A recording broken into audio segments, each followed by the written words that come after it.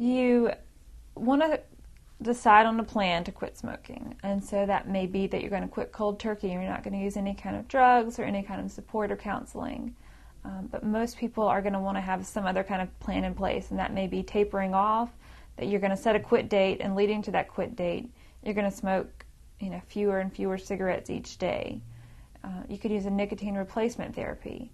That could be something like the nicotine patch or the nicotine gum, which are over-the-counter medicines.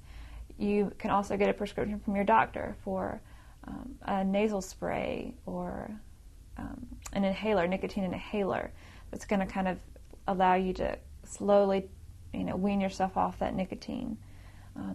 You may want to look into a support group.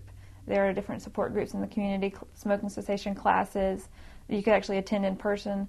And of course, there are telephone cessation groups and online chat groups that you can be involved in to help you quit smoking as well.